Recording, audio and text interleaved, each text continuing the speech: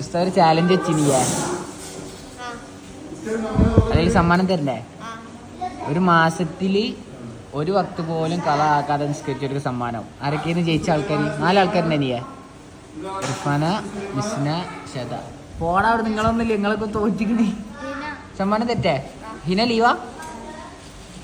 എന്താന്നൊന്നും അറിയില്ല, ചെറിയ സമ്മാനമാണ്. എല്ലാരും എന്താ പറയാ ഉള്ളത് ഇഷ്ടപ്പെടാ. തെറ്റേ? കേക്കല്ല.